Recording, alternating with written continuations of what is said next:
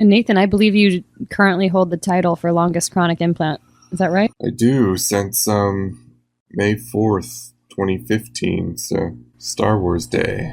Oh, nice. So yeah, I'm Nathan Copeland, and I also got a phone call because I was on a research registry since in 2004 I was in a car accident and I broke my neck, and now I'm a C5 quadriplegic.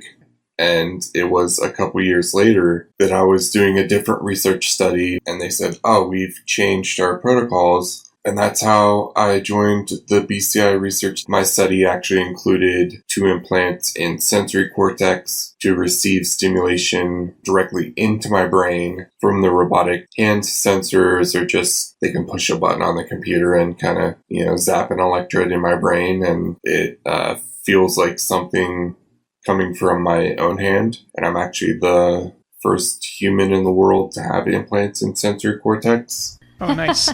Well, congratulations. Ian, you're up. Our second longest chronic implant title holder. Sorry. You were first for a while.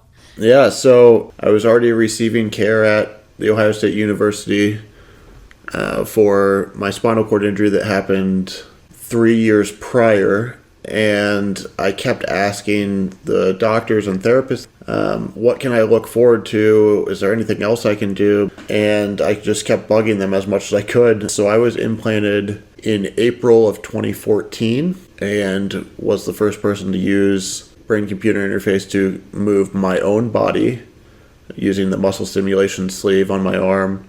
It restored for me pronation, supination in the hand, and flexion extension of the wrist, as well as flexion and extension of all 5 digits of my right arm. I'm Jan Scheuermann in Pittsburgh, PA. In 2011, I saw a video about a guy at the University of Pittsburgh who did a study that moved an electronic arm with his brain. His name was Tim Hemmes. He only had an implant for 30 days. And I kept thinking, oh, I wish I could do that. At the end of the video, it said, volunteers, please call. I said to Karina, my attendant, write the number down, write it down. So as soon as the video was over, I called and I said, are you the people doing the study with the where you move a robotic arm with your brain? They said, yeah, that's us. And I said, well, I'm a quadriplegic and I want to do that. Well, first we did a couple phone interviews to make sure I qualified. I met with the team, including the surgeon, the doctor running the study, and the scientist running the study. And they said, it should be a good candidate. They had talked to my doctor. I had met with their staff psychiatrist. And I remember that first meeting, they said, if we get you using this robotic arm, do you have a goal in mind?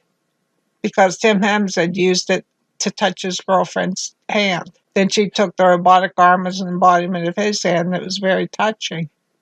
And I knew when they asked me for my goal, they wanted me to say something like, I want to hug my children, or I want to touch my husband's cheek. And I said, well, yeah, my goal is I'd like to feed myself chocolate.